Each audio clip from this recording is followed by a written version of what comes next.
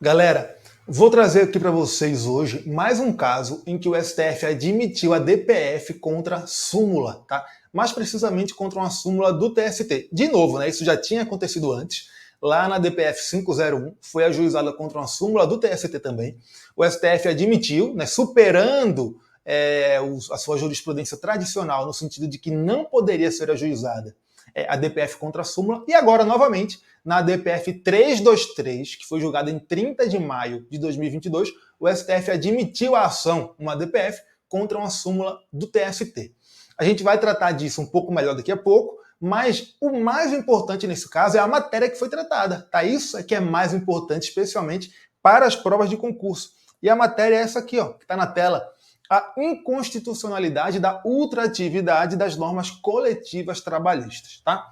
Então a gente vai entender bem o que é cada uma dessas coisas. Antes, eu tenho só um recado para vocês que diz respeito, de novo, a essa camisa linda aqui que eu estou usando, da nossa camisa do lançamento da nova turma do nosso curso extensivo, o extensivo pré-edital AGU. Por que eu quero dar esse recado? Porque eu já falei para vocês antes que enquanto nós estivermos aparecendo no YouTube com essa camisa, significa que ainda está valendo o valor promocional para a matrícula nessa nova turma. E esse valor promocional vai até hoje. Então hoje é o último dia do valor promocional para se matricular no nosso extensivo pré-edital AGU, tá? E a partir de amanhã vocês continuarão podendo se matricular nessa turma por mais alguns dias ainda, mas sem o valor promocional, tá? E tem um detalhe bem legal nessa turma que é o seguinte: se você se matricula agora nesta turma e depois, lá em julho, quiser passar para o passaporte, para a turma do passaporte, vai poder usar integralmente o valor que foi pago agora como cashback para se matricular no passaporte. Então, realmente vale muito a pena, tá? Sem falar que as primeiras 100 matrículas nessa turma ganham como bônus preparatório de reta final, de segunda fase e de prova oral para os concursos da AGU, tá? Essas vagas talvez já tenham se esgotado, não sei, mas as primeiras 100 matrículas ganham esse bônus aí nessa turma, beleza? É isso. Vamos então para o tema do nosso vídeo, a questão da inconstitucionalidade das normas coletivas trabalhistas. Antes de entrar nessa matéria, vamos tratar da admissibilidade dessa ação, em que foi tratado disso. Foi a DPF 323, julgada no dia 30 de maio, tá? 30 de maio de 2022. Essa DPF foi ajuizada contra a súmula 277 do TST, na redação atual dela, que é a redação dada lá em 2012 por uma resolução do TST. Bem, o que acontece? O entendimento tradicional do STF sempre foi no sentido de não caber a DPF contra a súmula de tribunal. Aí, lá na DPF 501, o STF mudou isso e admitiu a ação, uma DPF, contra uma súmula do TST, falando o seguinte: quando a súmula tiver preceitos gerais e abstratos, cabe a DPF contra ela.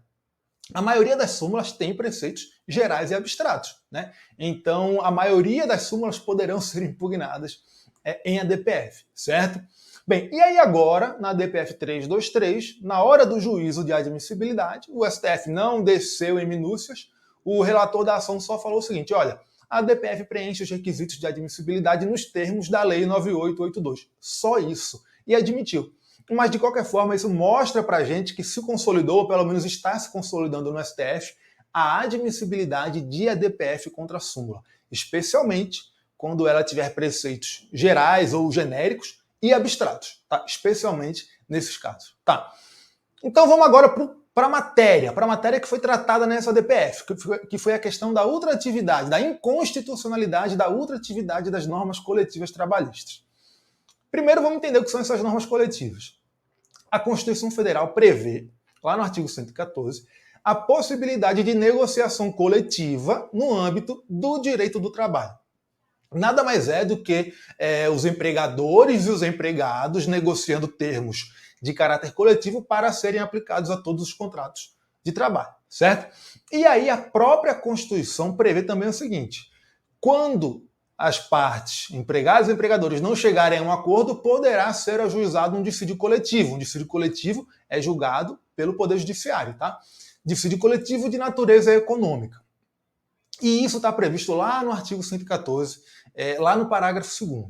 O que aconteceu foi que uma interpretação dada pelo TST a esse dispositivo levou à atual redação da súmula 277 do TST, que prevê essa súmula a ultratividade das normas estabelecidas em negociação coletiva.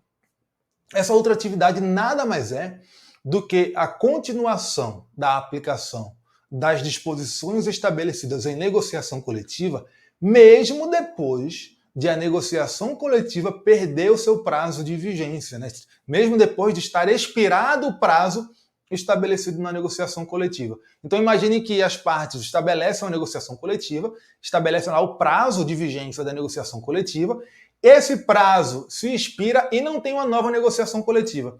A súmula do TST fala que enquanto não houver nova negociação, continuam aplicáveis as disposições da negociação anterior. Isso é a ultratividade das normas coletivas trabalhistas, certo? É isso. Bem, a CLT, só fazendo uma contextualização aqui, tá?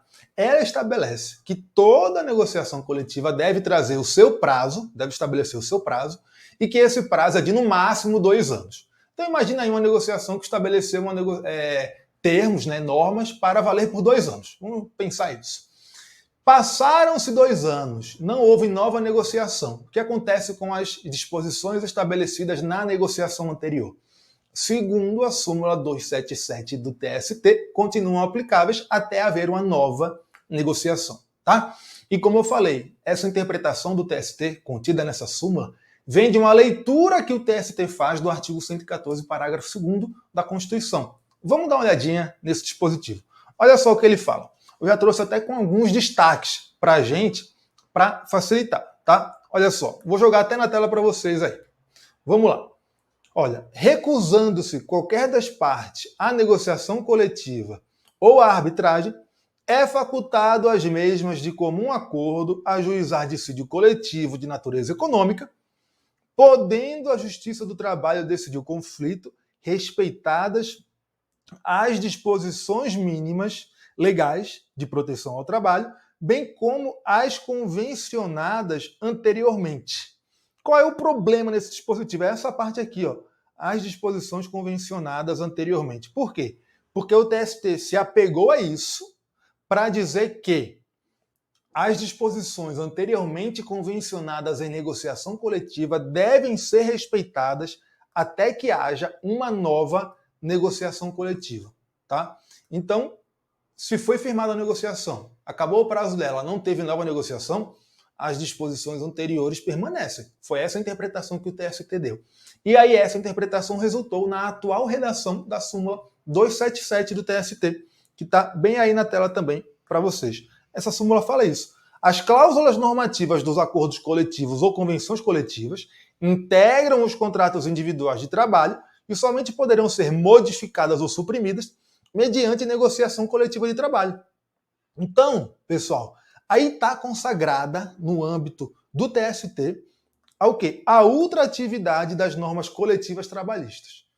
Celebrada uma negociação coletiva e expirado o seu prazo de validade sem que haja uma nova negociação coletiva, as normas da negociação anterior continuam vigentes até haver uma nova negociação coletiva. Bem, essa súmula e esse entendimento foram impugnados no STF na ADPF 323. E aí o STF falou o seguinte, olha, isso aí é inconstitucional. Por quê? Porque, primeiro, a Constituição não fala de ultratividade. Ela não estabelece a ultratividade, de modo que a ultratividade de normas coletivas de trabalho depende de previsão em lei, depende de uma atuação do legislador, tá? Quando a Constituição fala lá que pode ser ajuizado o dissídio coletivo, respeitadas as disposições da negociação anterior, o que ela quer dizer é que no dissídio coletivo, o Poder Judiciário tem uma limitação de caráter material. Ele deve respeitar as disposições da negociação anterior. Mas não significa que a vigência da negociação anterior vai ter uma ultratividade. Isso não está escrito na Constituição. Não é esse o sentido da norma constitucional. E aí o Supremo falou, a ultratividade, então, depende de uma norma editada pelo legislador, depende de previsão legal. Por isso, essa súmula do TST viola o princípio da legalidade, viola o princípio da separação dos poderes. Por quê? porque estabelecer essa ultratividade é uma tarefa do legislativo e não do judiciário, e viola a segurança jurídica. Por isso, há uma violação aí à Constituição. Então, o que foi, resumidamente, que o STF falou na DPF 323? Está bem aí, está na tela para vocês, vou jogar aí. Olha só, o STF falou isso aqui. É inconstitucional o entendimento contido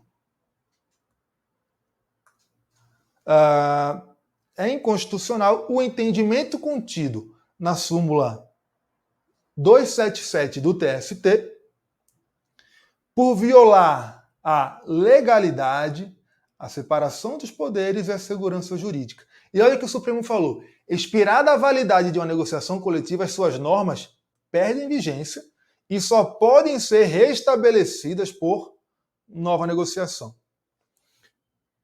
E olhem só, então.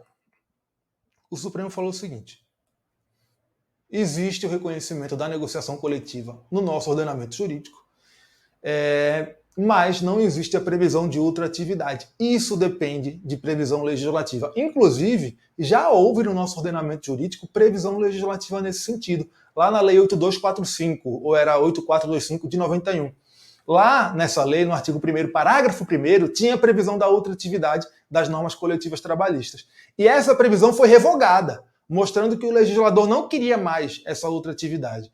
E quando foi feita a reforma trabalhista, a ultratividade não foi ressuscitada, mostrando que a vontade do legislador é que não haja essa ultratividade das normas coletivas trabalhistas. O TST, então, quando estabeleceu isso na súmula 277, violou o princípio da legalidade e a separação dos poderes, além de ter causado uma insegurança jurídica. Tá? Esse foi o entendimento do Supremo.